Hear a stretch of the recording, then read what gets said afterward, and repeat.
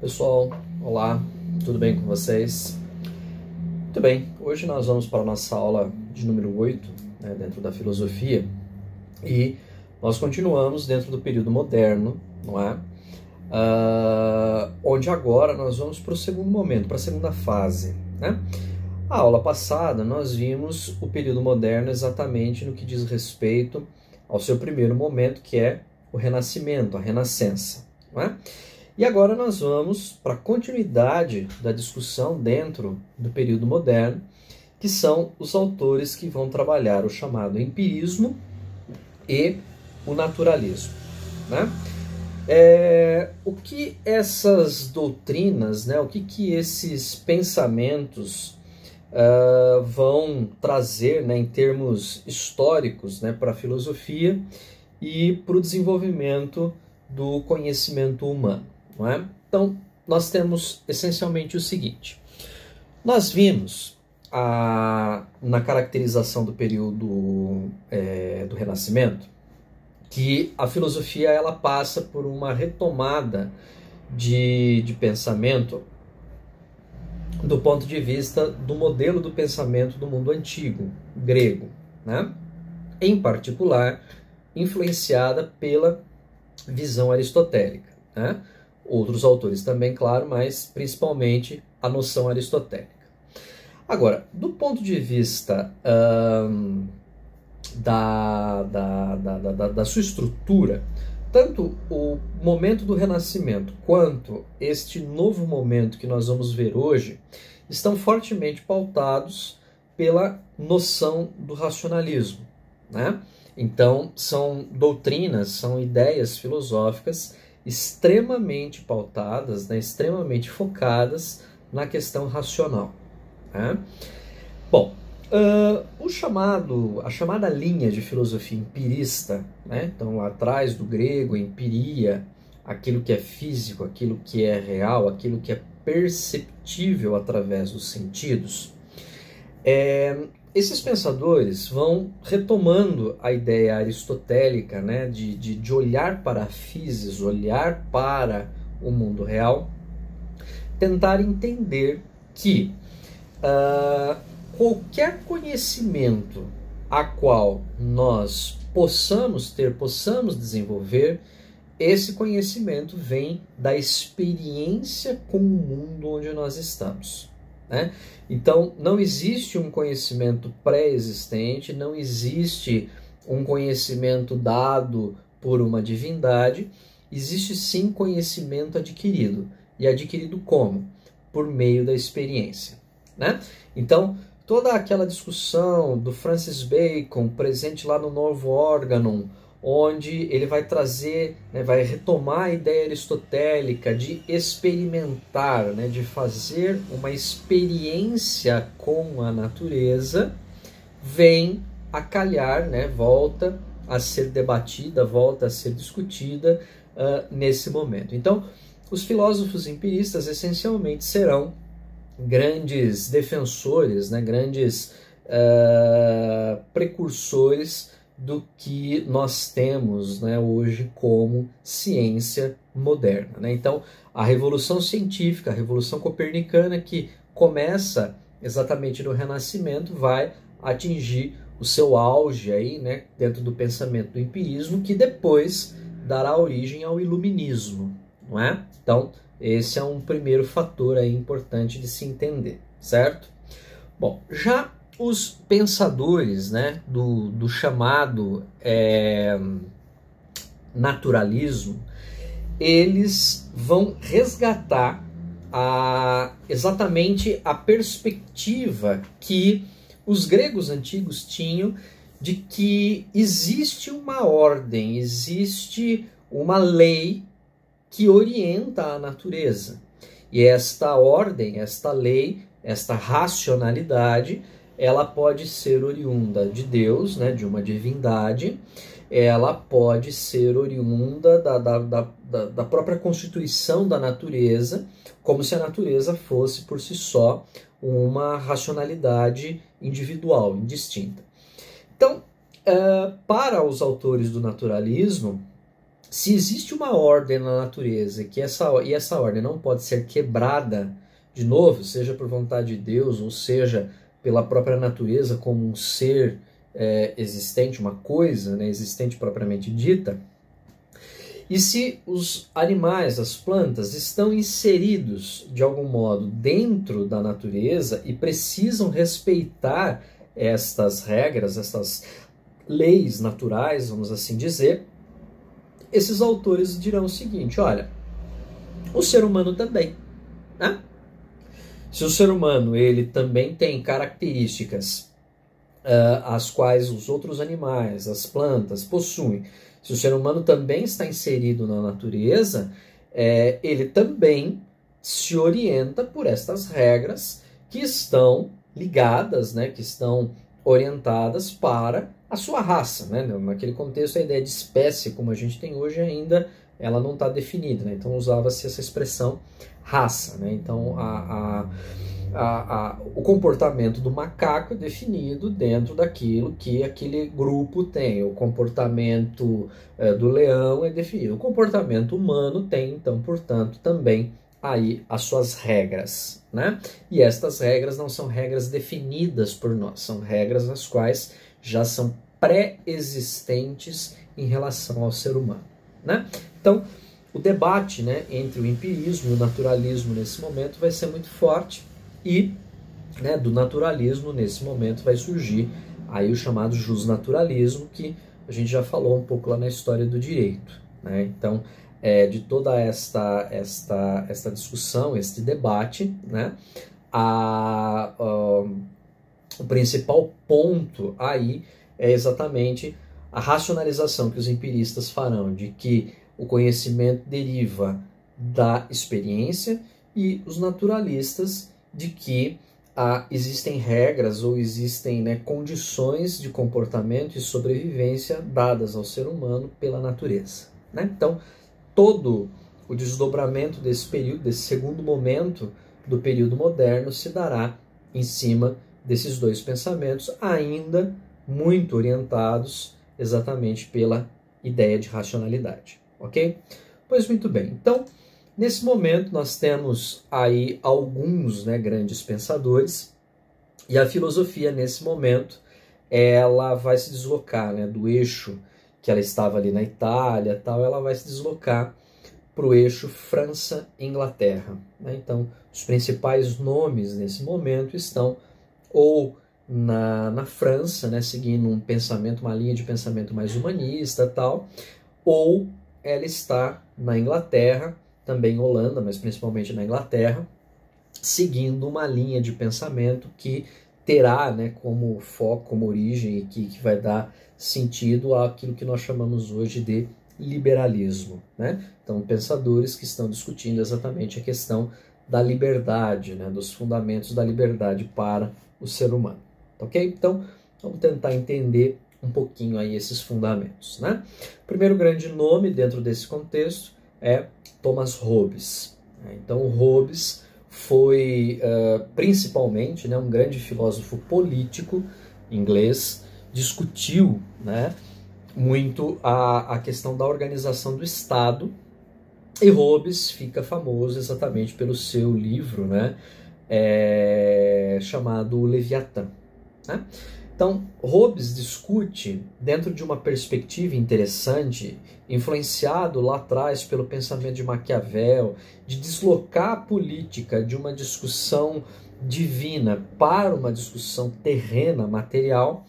O Hobbes, ele chega, né, à percepção do seguinte, que essa história ou essa perspectiva de que se tinha, de que o ser humano era bom, ou, né, que o ser humano havia sido criado por Deus com, né, uma bondade inata e tal, isso é bobagem.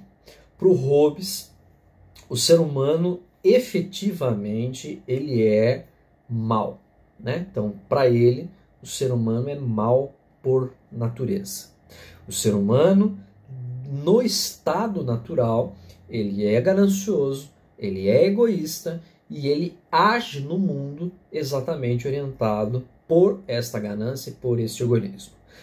Para o Hobbes, o estado, a condição de vida dos seres humanos é o estado de guerra de todos contra todos.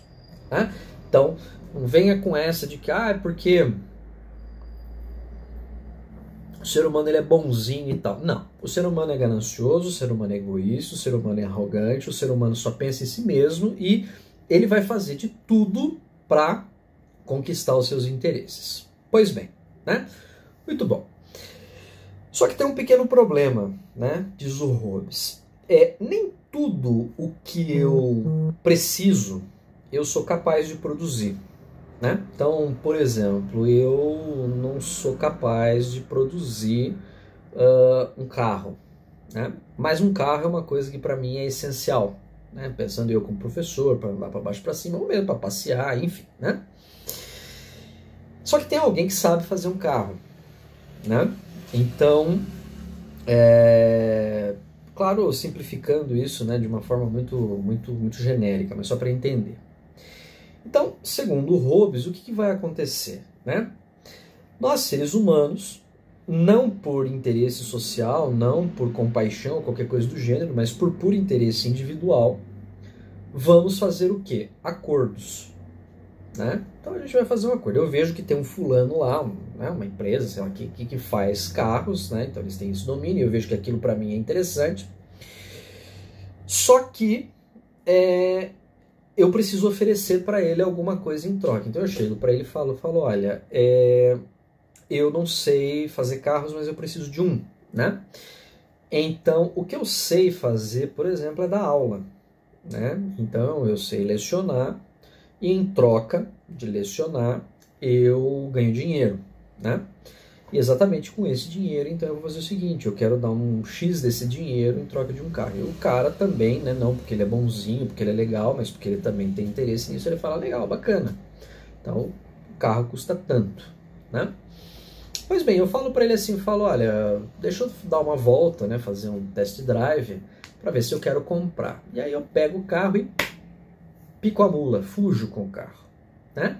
Por quê? Porque para mim, né, é interessante, o meu desejo está ali, eu estou com o carro. Então, aí vem a pergunta que é a seguinte: se para sobreviver o ser humano acaba, mesmo que de forma não é um desejo, mas uma necessidade, precisando de outro ser humano, e nestas relações surgirão acordos entre esses seres humanos, entre essas pessoas, o que impede de alguém não cumprir o acordo feito? Né? Então, na prática, nada. Então, o que vai acontecer? Na prática, a gente vai voltar ao estado de violência. Porque aí o cara vai ir atrás de mim, vai me pegar, vai dar um pau em mim, porque eu roubei o carro. Né? Ou, nem pensando nessa questão de roubar, eu não cumpri minha parte no acordo, que era ele me dava o carro e eu dava para ele uma X quantidade de dinheiro. Né? Então, o Hobbes fala o seguinte, é exatamente por isso que o ser humano cria o contrato. Né? Porque quando eu estabeleço o contrato, e aí o contrato escrito, né? E por isso Hobbes é um dos pais daquilo que nós chamamos de contratualismo. Quando eu defino o contrato, então eu escrevo, assino, registro, e olha, então esta é a sua parte e esta é a sua parte. Né? Você tem ali a instituição de um modelo de garantias. Só que mesmo assim a pergunta é, quem garante que eu vou cumprir o que eu estabeleci no contrato? Então o Hobbes fala, daí vem a necessidade do ser humano desenvolver um sujeito ou um ente capaz de garantir os contratos. E esse sujeito é o Estado. Né?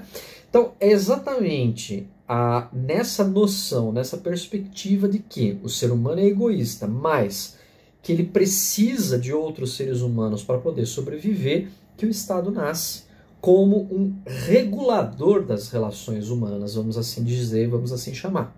Né? Então, quando o Estado cumpre essa função, então nós conseguimos ter efetivamente uma sociedade, né, formada, não porque as pessoas são boazinhas, mas porque eu tenho ali a conciliação dos interesses desses sujeitos. Né? Só que o Estado, diz o Hobbes, ele se torna tão poderoso, tão forte, né, envolvendo a todos com a sua força, né, ele metaforicamente usa a expressão envolvendo a todos com os seus tentáculos, que ele acaba se transformando num grande monstro, no grande Leviatã, né, o monstro que engolia, na mitologia grega, os barcos, né, dos navegantes e matava a todos, então, e devorava.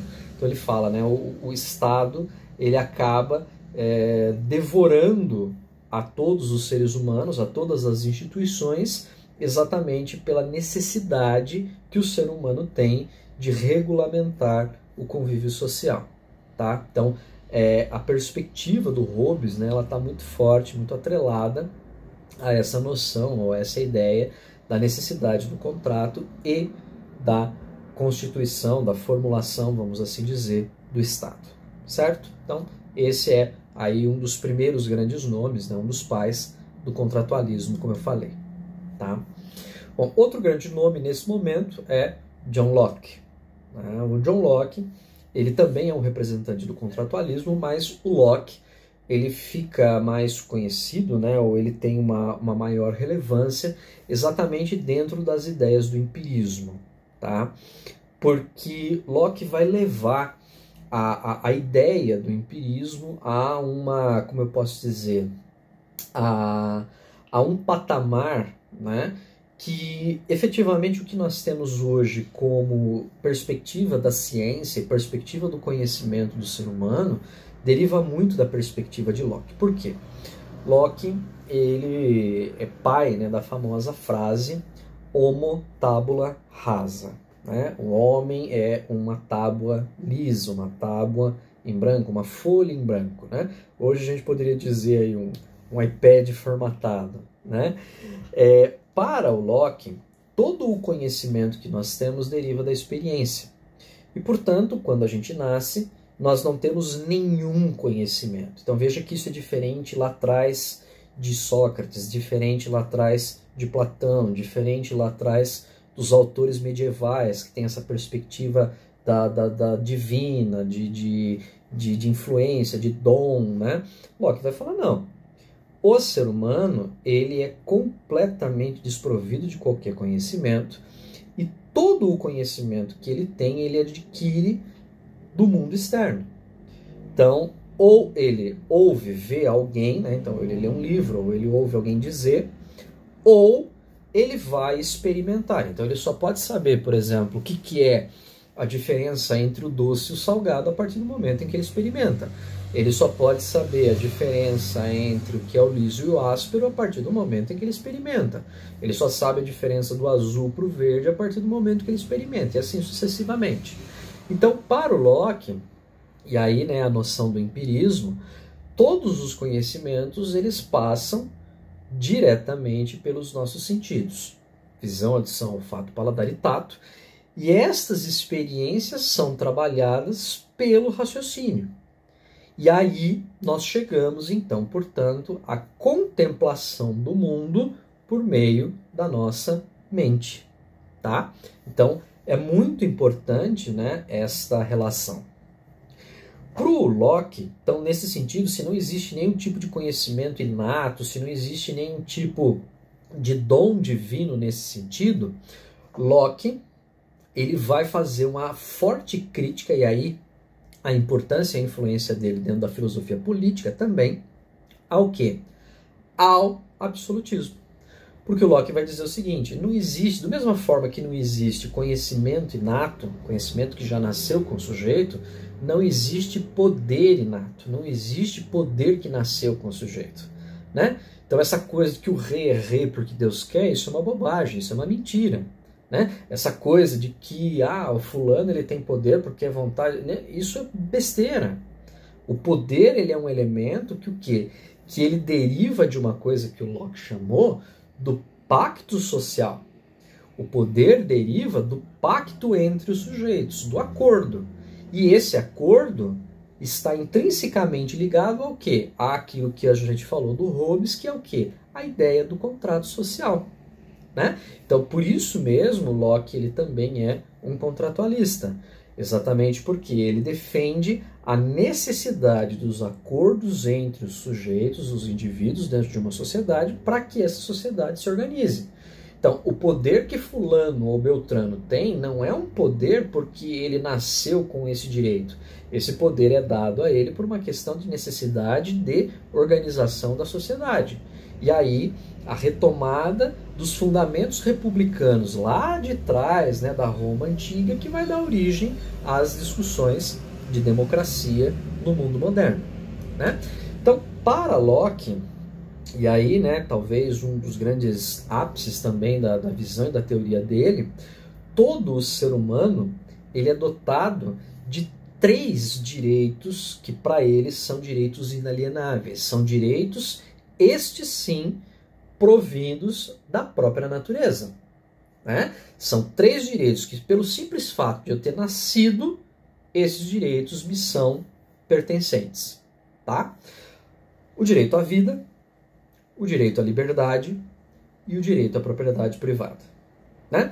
Por que eu digo nascer, não conceber? Porque naquele momento não se tinha essa discussão de que a vida começava em concepção, tá? Para ele, né, naquele contexto, a vida começa a partir do momento que a criança está dentro da barriga da mãe, tá? Então, né, é importante isso. Hoje, claro, a gente tem a concepção, né, ideia lá do óvulo, espermatozoide, mas isso naquela época, né, não se discutia, tá? Então, o Locke diz o seguinte: é dever do Estado garantir essas 3 coisas. Que as pessoas tenham vida, que as pessoas tenham liberdade e que as pessoas tenham a possibilidade de ter coisas, né? Respeitadas essas 3 coisas e garantidas essas 3 coisas, cada um faz da vida o que quiser, né? Então, por isto mesmo, Locke é um dos grandes nomes e talvez o pai central disto que nós chamamos de liberalismo, né? E isto é muito interessante. Por quê? Porque nós brasileiros não entendemos muito a ideia do que significa realmente liberalismo, né? Tanto que o brasileiro ele fala muito aí assim, uma coisa que é assim: eu sou liberal na economia e conservador nos costumes. Tome muito cuidado com isso, porque isso, de um certo modo, mostra uma certa contradição do ponto de vista teórico, né? O que eu quero dizer com isso? Você pode ser conservador do ponto de vista dos seus costumes? Pode, não há problema nenhum. Agora, se você é liberal, você tem que defender a ideia de que as pessoas podem fazer da vida delas o que elas quiserem. Então, se a outra pessoa quiser ser liberal, perdão, desculpe, se ela quiser ser conservadora como você, ela pode ser. Mas se ela quiser ser progressista, diferente de você que é conservador, ela também pode ser. Entendeu? Porque o princípio fundamental do liberalismo é a liberdade. Não só a liberdade econômica, mas a liberdade de ação no mundo, né? E disso vai derivar o aspecto da liberdade econômica, tal, porque o Locke vai falar, cada um ganha a vida do jeito que quiser, né? E aí até ele vai usar isso para explicar, por exemplo, o aspecto da origem da pobreza, né? Porque o Locke vai falar assim: algumas pessoas, usando a sua liberdade, vão lá, trabalham e aumentam suas propriedades. Algumas pessoas, usando a sua liberdade, ficam tranquilão, não querem saber de nada e, consequentemente, vão perder a pouca propriedade que têm e vão empobrecer, né? Então, para o Locke, a origem da pobreza está no próprio pobre, que é vagabundo, né? Perceba que é um discurso muito parecido com o discurso que nós temos hoje da chamada meritocracia, né? Se você é rico, você é pobre, você é rico ou pobre por merecimento, né? Na perspectiva do Locke, é exatamente isso que acontece. Então, quando nós colocamos que Locke é um dos fundadores do liberalismo, Locke está defendendo exatamente aquilo que depois vai se chamar de direitos de primeira geração, que são os direitos individuais, os direitos de cada pessoa em particular, ok? Então, é fundamental compreender isso, né? Ser liberal significa exatamente, né? Que a gente entende muitas vezes que ser liberal significa assim, né? Fazer arruaça, fazer... Não tem nada a ver com isso. Ser liberal significa entender, compreender e defender o direito que cada um tem de viver a vida como quiser. Isso é ser liberal. Essa é a ideia de liberdade apresentada pelo Locke, tá? Então, coisas diferentes dessas são imaginários aí que, né, ou falta de conhecimento, a qual as pessoas que ficam dizendo que são liberais, muitas vezes não têm, tá? Então, é muito importante entender essa noção, tá certo? Então, aí um pouquinho do pensamento do nosso ilustre John Locke, tá? Bom, um outro grande nome importante nesse momento, daí vindo para a França, é Jean-Jacques Rousseau, né? E o Rousseau, sabidamente, ele vai contrário à perspectiva hobbesiana, né? Como eu falei, né? Os ingleses, né, formularam um pensamento filosófico mais liberal, mais voltado no aspecto do individualismo, e os franceses, nesse momento, desenvolvem uma filosofia mais humanista, né? Mais olhando para o ser humano e para a sociedade. E o Jean-Jacques Rousseau, ele fica extremamente conhecido exatamente por conta de uma tese que ele escreve, chamada A Origem da Desigualdade entre os Homens, né? E era uma grande pergunta no momento ali da vida do Rousseau, que se fazia, né? Por que existe a desigualdade entre os homens? Por que existem ricos e pobres? E a resposta mais comum nesse momento era ou porque era a vontade de Deus, ou, como o Locke disse, né, por uma questão individual de cada um, de ação individual de cada um. Mas Rousseau ele vai desenvolver uma tese onde ele vai dizer o seguinte, ele vai falar que existe entre os seres humanos, existe dois tipos de desigualdade. Existe um tipo de desigualdade que ele chamou de desigualdade natural. E essa desigualdade, ela é permanente e perceptível. Por quê? Porque assim, ele vai falar, olha, se você olhar homens e mulheres, existe uma desigualdade natural, né? Então, mulheres têm seios, homens não têm, homem tem pênis, mulher tem vagina, né? Existem pessoas que são mais altas, pessoas que são mais baixas, pessoas que são mais gordas, pessoas que são mais magras, pessoa branca, pessoa preta, pessoa, né, cabelo cacheado, cabelo liso. Então, isso é desigualdade natural, que hoje a gente poderia chamar de fator genético, né? Claro, naquele contexto isso não existia, né? Agora, diz o Rousseau, existe uma outra forma de desigualdade que é uma desigualdade criada pelas relações sociais. E é uma desigualdade pautada na cultura, exatamente porque se define dentro de um padrão cultural quem é mais importante ou menos importante. Esta desigualdade, diferente da desigualdade natural, que não tem o que fazer, esta desigualdade é a desigualdade social. Então, o Rousseau vai dizer que a questão principal da desigualdade entre os seres humanos, ela não está na desigualdade natural, mas ela está na desigualdade social, que é criada pelo ser humano como um fator voltado, né, um fator inerente ao quê? À perspectiva do status social. E o principal fator que origina a desigualdade entre os seres humanos, do ponto de vista social, é o quê? Segundo Rousseau, a propriedade privada, né? Então veja que ele está indo completamente contra a perspectiva do Locke, né? Primeiro, né, tanto do Locke quanto do Hobbes, primeiro dizendo que o ser humano é bom, né? Então a famosa afirmação do Rousseau, né? O homem é bom por natureza, a sociedade é que o corrompe, a sociedade é que o ensina a ser mal, a sociedade é que faz com que ele seja cada vez mais mesquinho, né? Porque ela faz com que o ser humano deseje coisas, queira coisas, né? O status, poder, dinheiro, que na natureza não fazem sentido nenhum, não é? Então, para ele, é necessário, né? E o Rousseau também é um contratualista, o Rousseau vai, né?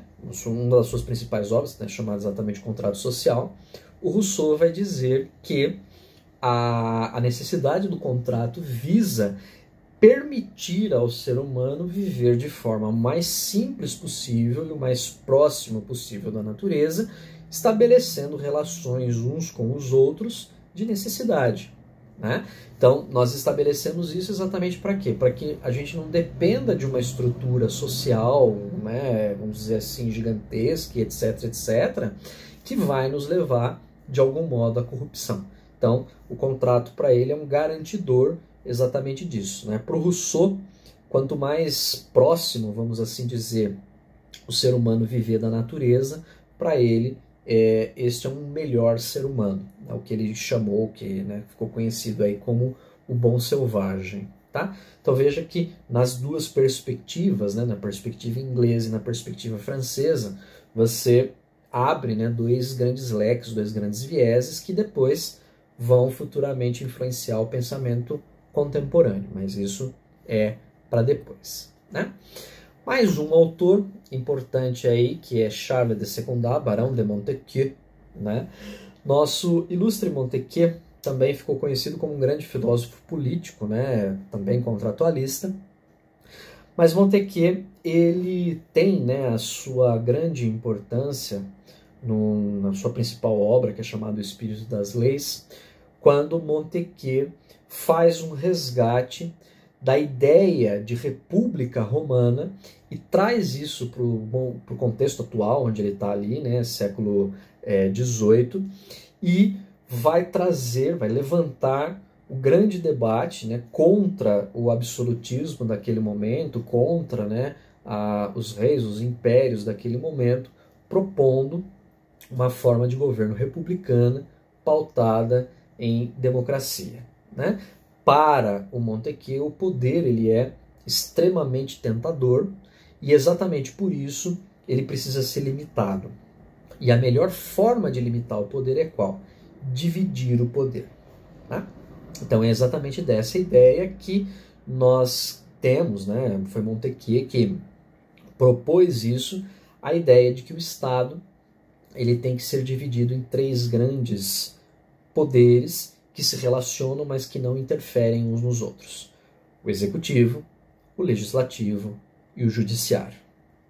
Quando você estabelece a divisão desses poderes e dá esses poderes a grupos ou pessoas diferentes e mais, estabelece a rotatividade desses grupos, desses sujeitos que ocuparão esses determinados poderes, aí você estabelece uma sociedade mais justa e o que hoje nós chamaríamos Estado Democrático de Direito, ou o que o Montesquieu chamou de Estado Republicano.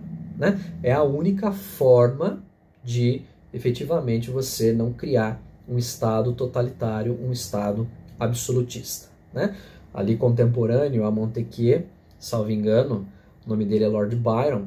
Lord Byron diz que o poder corrompe, o poder absoluto corrompe absolutamente. Salvo engano, é uma citação aí de Lord Byron, mas a qual eu concordo plenamente. Dar poder pleno a alguém em qualquer esfera, em qualquer circunstância, o poder é extremamente tentador. O poder é algo que, vamos dizer assim, cega o sujeito, e exatamente por isso ele precisa ser limitado por alguma coisa, por algum tipo de estrutura, e depois, futuramente, é o que a gente vai ter aí hoje como Constituição, como regra, direito administrativo e tudo mais. Então, aí a importância de Montesquieu. E o nosso último autor de hoje, o nosso último pensador desse momento, também um francês, François-Marie Arouet, também conhecido como Voltaire. Nosso ilustre Voltaire ele foi um grande crítico do modelo de mundo a qual a sociedade dele estava inserida, principalmente da política e da religião. Para Voltaire, não só os poderes do Estado, do ponto de vista absolutista e tal, são perigosos, mas a influência da religião dentro do próprio Estado. Então, para Voltaire, é necessário que haja uma distinção entre o poder estatal e o poder religioso. E Voltaire ele faz um discurso, uma defesa muito grande ao aspecto da necessidade de que, para a vida em sociedade, é necessário que os sujeitos desenvolvam tolerância.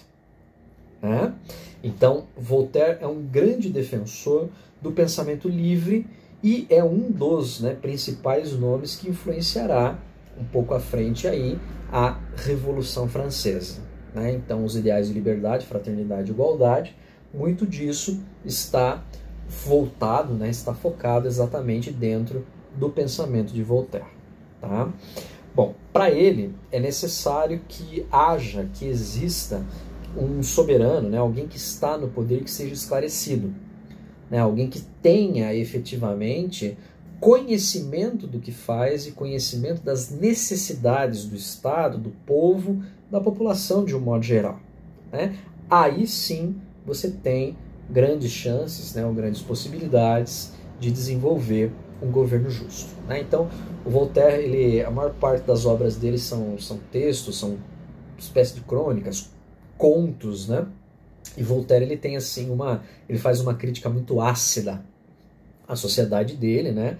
Do momento dele, principalmente, como eu disse, nessa relação Estado e Igreja, né? Estado e religião, que para o Voltaire não é uma relação saudável, tá? Então, isso é muito importante aí de se entender. Então, vejam que nós temos aí todo um contexto, né, desenhado principalmente dentro de uma esfera crítica da política, dentro de uma esfera crítica da própria racionalidade, não é?